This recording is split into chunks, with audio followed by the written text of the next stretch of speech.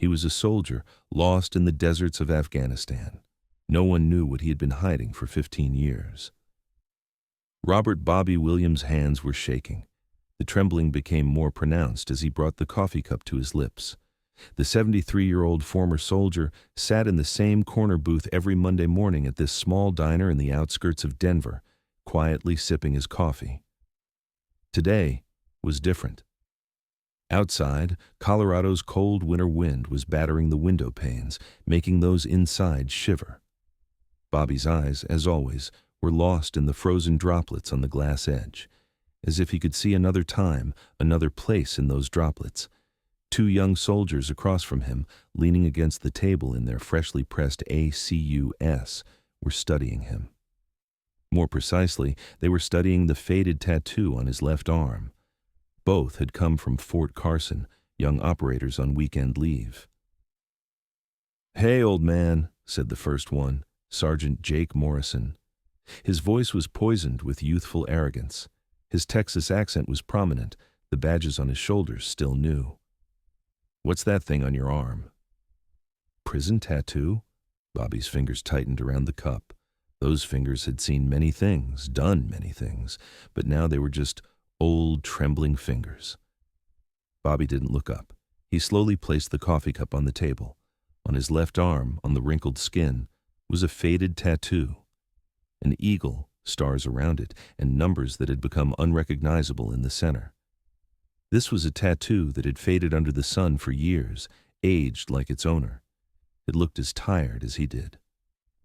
"Just an old memory," Bobby said, his voice hoarse. His eyes were still on the window, somewhere far away.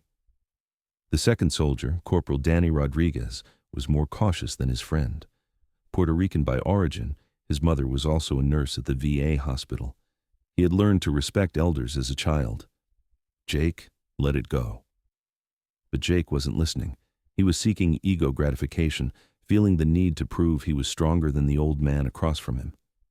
"No, I'm curious. What unit were you in, Grandpa? Kitchen? Logistics?" A mocking smile spread across his face. "This tattoo doesn't look like any unit symbol. Maybe it's fake." Bobby's eyes drifted from the window outside. For a moment, he didn't see Denver's noisy streets, but Afghanistan's endless sand dunes. Helmand Province, 2008. Those damn days when the temperature reached 50 degrees Celsius. He heard his comrades' voices in his mind. "Bobby, get up. Bobby, where are you?" The trembling increased. They still didn't know who was sitting across from them. Jake stood up, walked around the table, and sat next to Bobby. His body odor was a mixture of heavy cologne, reflecting the self-confidence of his youth. "Look, there's a difference between you and real soldiers like me. We fought in the field. We risked our lives." He pointed his finger toward Bobby's tattoo. "You, on the other hand, just—" His tone was low but threatening. Other customers in the diner were starting to look. Sarah, the waitress, approached with concern. "Sir, please don't disturb our customers," Sarah said, but her voice was shaky.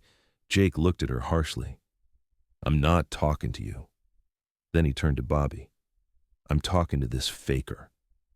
The moment his finger touched Bobby's skin, everything changed. This is exactly when everything changed. Bobby's eyes closed. For a moment, the Denver diner disappeared. Instead, he heard the scorching heat of Kandahar, the sound of helicopter blades, his comrades' screams. 2008. One of the darkest days of Operation Enduring Freedom. Flashes in his mind. Explosions. Blood. Bodies mixed with dirt. Tommy's eyes. Marcus's wounded arm. Radio static. "Phantom Base. This is Phantom 1. Situation red. Repeat. Situation red." His breathing quickened. His heart was beating wildly, sweat drops appearing on his forehead. When he opened his eyes, Jake was still sitting there, his mocking smile on his face. "Something wrong, Grandpa? Bad memories coming back? Did you get hurt peeling potatoes in Vietnam?" Bobby slowly pulled his arm back. His hands were now trembling uncontrollably. It's been a long time," Jake laughed, raising his voice. Now the entire diner's attention was on them. Sure. You probably did camp security 20 years ago, or worked in the army kitchen and think you're a hero." They still didn't know how dark Bobby's past was. Meanwhile, someone at the other end of the diner was making a phone call. Sarah Martinez, a 35-year-old nurse, knew Bobby. He came here every Monday morning, never caused trouble. He would tip modestly, ask about her children. When she saw these two soldiers bothering him, she couldn't stand it. Her hands were shaking as she dialed. She sensed there was something special about this old man. Maybe the VA hospital would know something, she thought. The voice on the phone was familiar. Denver VA Hospital, how can I help you? This is Sarah Martinez calling from Ben Taub. I need information about one of the veterans who applied to you. His name is Robert Williams. Bobby Williams. The voice on the other end of the phone would shock Sarah. Did you say Robert Williams? The change in the voice's tone was immediately apparent. Professional calm gave way to nervous tension. Please wait a moment. I'm transferring you. The line filled with music. Sarah looked at Bobby. The old man was still being harassed by those two young men. Jake had now gone even further, shaking Bobby's shoulder. Hey, I'm talking to you! Look at me. The music stopped. The incoming voice had a much more serious, much more official tone. This is Deputy Director Thompson. Why are you requesting information about Robert Williams? Sarah swallowed. He's being harassed by two soldiers at my diner. Quote, Ma'am, the information I can give you about Robert Williams is very limited. However, I can tell you this. This name is in a very special file. Very special. What do you mean? Medal of Honor, Distinguished Service Cross, Purple Heart, twice, Silver Star, and most of his file is still classified, top secret. Sarah's heart stopped. She held her breath on the phone. Ma'am, are you there? Yes, I'm here. Those bothering that man need to be removed from there immediately. I'm sending security right away. When she returned to the diner, the situation had gotten even worse. Jake was standing, leaning over Bobby. Other customers were giving anxious looks. No one could find the courage to intervene. Look, old man, you're standing next to real soldiers like us is disrespectful. Well, there are real warriors in this diner. You're sitting here drinking coffee with your fake tattoo. Jake's voice became even harsher.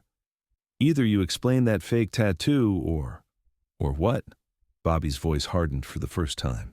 When he raised his head, there was no longer fatigue in his eyes. There was something else, something cold, calculated, dangerous. Jake grinned. Or we'll talk outside. Man to man. Just then, the diner door opened. 3 men entered. They weren't soldiers, but they walked like them. Men in suits, eyes scanning everything, with professional military postures. They had that human radar look of security detail. The oldest among them, about 50 years old, gray-haired man, headed straight to Bobby's table. Jake and Danny froze. These men were different. Their authority could be read from their body language. The gray-haired man sat across from Bobby. The other two checked the diner's exits, conducting a professional sweep. Bobby, he said quietly, we were looking for you. Bobby looked up. Marcus. His voice was tired, but now it was a familiar tiredness. What do you want? Marcus Thompson was the former head of the CIA's Covert Operations Division. Now he was doing special consulting for the NSA. His face was lined. His eyes had seen many secrets. We need you. You won't believe this, but Jake gathered his courage and interrupted. Excuse me, who are you? What business do you have with this old man? His voice wasn't as strong anymore. These men's authority had made him uneasy. Marcus slowly turned to Jake. There was such a cold look in his eyes that Jake stepped back, as if a hunter was measuring his prey. Do you know who this old man is? Marcus's voice was low, but everyone in the diner could hear. This is Robert Williams, one of the founders of Special Forces' most classified unit. Sarah held her breath. Other customers turned. The diner was plunged into silence. Marcus continued. Before Operation Neptune's Trident, before SEAL Team 6, before Delta Force, Bobby and 5 friends existed. They were called Task Force Phantom. Missions not on maps, operations not on record, jobs even the CIA didn't know about. Jake's face had turned pale. His mouth was hanging open. Marcus rolled up his sleeve. There was the same tattoo as Bobby's, same eagle, same stars, but this time the numbers were clearly visible. P6. Phantom 6, Marcus said. I was Bobby's commander. And he was our only surviving operational soldier. The diner was plunged into silence. You could hear a pin drop. In 2008, in Kandahar, in the heart of the Taliban, we were captured in a village. After the pitched battle, we retreated to the mountains. The Taliban chased us for 3 weeks. There were 5 of us, only Bobby and I made it out, the other 3. Marcus paused, a distant pain appearing in his eyes. Tommy, Steve, Rodriguez, they all stayed there. Bobby's hands were no longer trembling, just clenching. Bobby carried me on his back while I was wounded.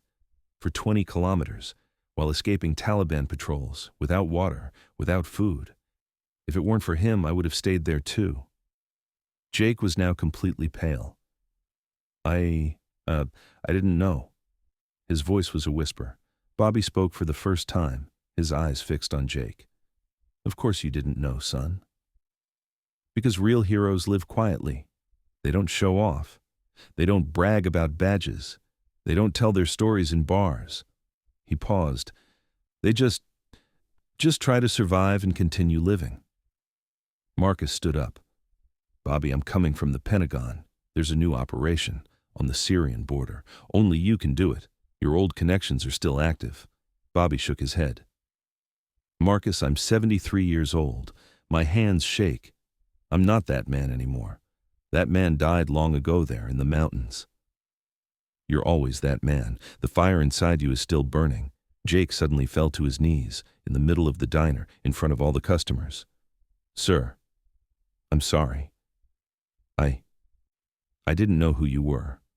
I ask for your forgiveness. There were tears in his eyes, real tears. Bobby looked at him.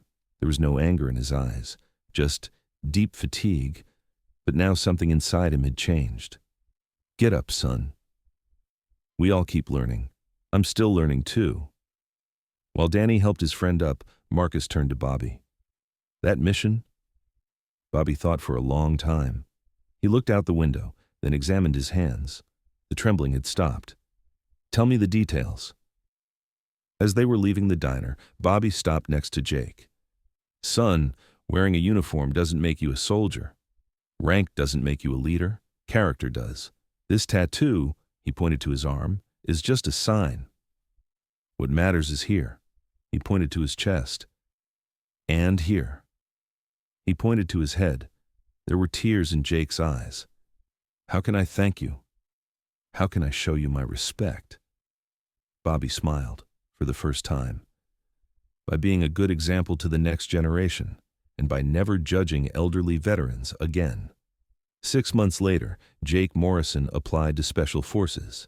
In the Why section of the application form, he wrote, "To put into practice what I learned from a real hero and to be a quiet professional like him." Danny Rodriguez started volunteering at the VA hospital.